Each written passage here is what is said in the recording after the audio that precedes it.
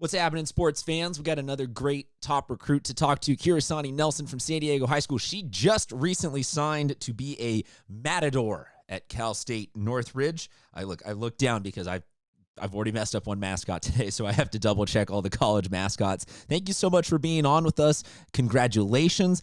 Let's start right there from the top. Why Cal State Northridge? What was that decision like for you? That decision, it was a bit of a shock because for me, I always wanted to go outside of California, and with Cal State Northridge being the first school like in California to actually grab my attention, it was like, okay, I think I should go here because they're grabbing my attention. And like I said, I never really wanted to go to California school, and none of them ever grabbed my attention, but they grabbed it and they held it long enough for me to say, yes, I want to attend this school. Okay, so that's that's a complete 180 type of flip-flop decision. So was this something gradual and it just kind of arrived at like, this feels like home now? Or was there one sort of aha moment where you're like, you know what? I feel this. This feels right. It started off like slowly, but then it just hit me like right off the jump. It was like maybe when they first contacted me, I was like, and then like the next day after talking to the coach, I was like, oh my gosh, I actually do want to go here. Like the coach seemed really nice, the school seemed really nice, and they have my major, which is a big thing for me because a lot of schools don't have my major. So yeah. Okay, you can't tell us that they have your major, then not tell us what you plan on majoring in. What do you plan on majoring in? Broadly biology, but if I want to be like specific, I'm at Cal State Northridge. I'll be majoring in ecology and evolutionary biology with a minor in art. Okay, so the art minor, that's cool. We'll get to that in a second. But what do you want to do with that ecology and biology? I mean, is that going into like raising animals and ecosystems, or what do you I would want to do like with to that? be a wildlife biologist, which is like that'll allow me to either do zoology or that'll allow me to like work out in the fields with animals. Like one of my favorite YouTubers, that was her intro major. She majored in ecology, and that's what inspired me to choose ecology. Okay, wait, that is one of the dopest plans for life I have ever heard of. I don't know what questions to ask, but I want to ask questions. Like, I just want to hear more about this. Why zoology? I mean, do you want to work at the San Diego Zoo, or are we going to see you, out at a lion preserve in Kenya, or I'm just so lost right now. Please tell me everything. I would prefer to be out in the lion preserve. That's my main goal. Actually, my inspiration for picking this would be, well, ever since I was a little kid, I've always been told you should work with animals because regularly, you can ask my mom, I've called out of school because I found somebody's dog and like I just went out and I was looking for who the dog belonged to, and that was like something I regularly did. And the last time we found one, I think it was a husky. The person, they told me, they were like, you should really be a vet, and that was what pushed me to be like, okay, I really want to work with animals, and this will allow me to be happy. And yeah.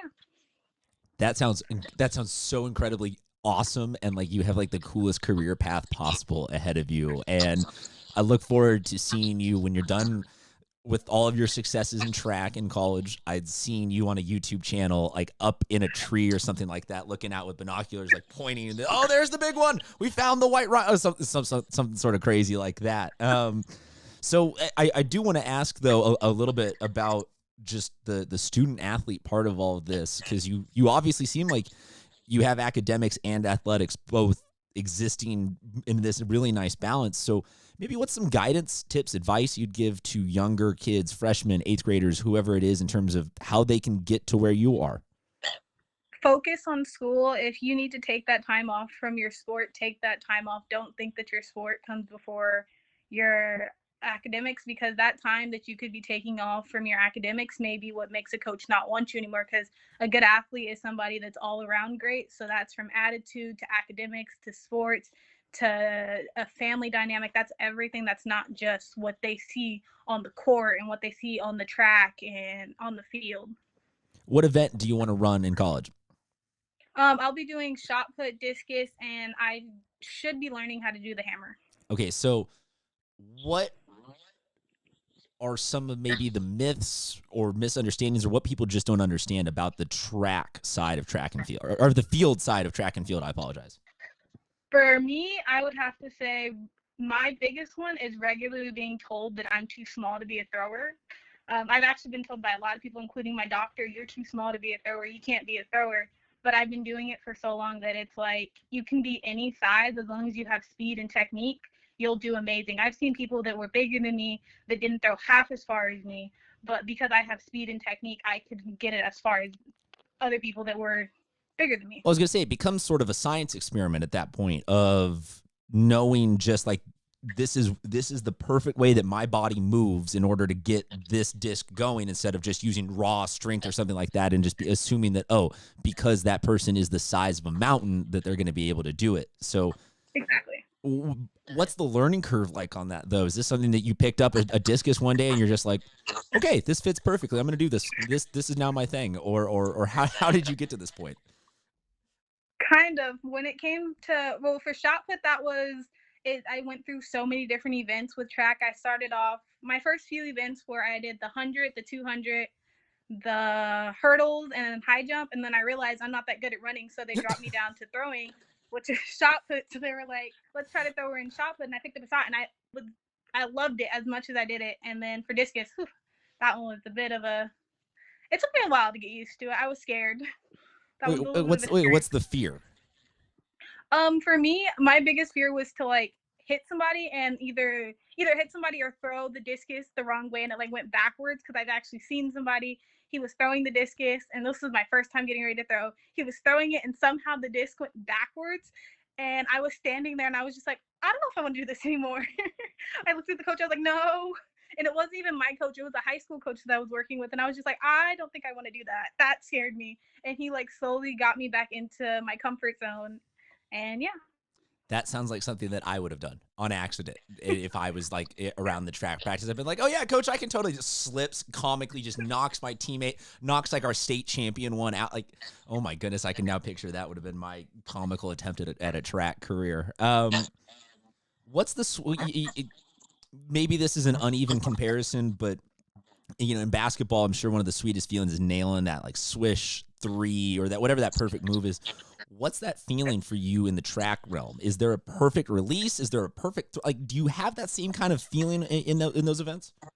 There is, but it's a little different. Like with my track coach, your perfect feeling, you're not going to feel it. You're going to see it. Like, you're physically going to see the discus or the shot put went far, but you're not going to feel it on yourself. It's going to feel like, whoa, that was different, but you're not going to be able to target how that improved your throw.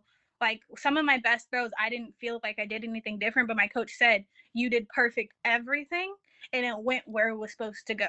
So you might not necessarily feel it as you're releasing it, that you're like, oh, I got that one. That one was perfect. Yeah.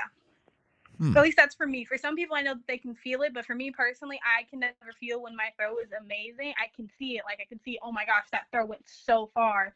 But if I'm looking at it like myself, I can't feel it or like physically see it on my body. If that makes sense. That sounds frustrating. That sounds like you're always trying for this elusive perfect throw that's never coming, except for the fact that it is there, and you're just like, I couldn't feel the difference between that one. Yeah. But you know, somehow it obviously is working out because you're on your way to play this and to participate in track in college. You know, it initially was a sad question, but now it's just a historical question. What has the last month and a half been like for you? No other high school seniors have ever had this happen to them. What has this experience been like for you? For me, at first it was a little frustrating, but then I thought about it. I was like, there's really nothing for me to get angry about, because I can't fix it. If I'm going to get angry, me getting angry isn't going to fix the problem, so I might as well just mold with what is happening, try to figure out a way to work out on my own, try to figure out a way to go through my drills and do everything I need to do, and just get over the fact that, yes, my school year is over, but I still have other things to come. I'm still here, able to participate in the future. Are you filling your days with track at all, or are you just watching animals out in the backyard? I've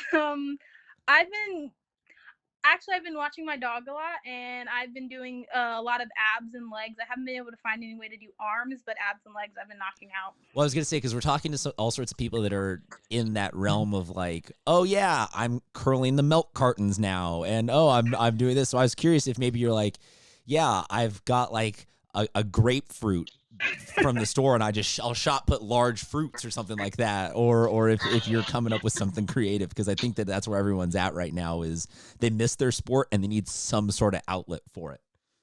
Well, fortunate enough for me, I have both my implements. I have shot put and discus, and my yard is kind of big enough that I can do shot put. Not as much discus, but I can kind of get a little bit of workout in with the shot, but not as much as I would like. Do you have a shot put there? Like, do you have one in the little? Do you call them shot puts? Is that's what they Yes, are, sir. right? Yeah. So you have Yes. one there. Yes, I have a shot put and 2 discus. Deal. I was low key hoping for the comical, like, can we get you to shot put a cantaloupe or something like that, just for the comedy, because everyone's a little starved for entertainment right now in the sports realm.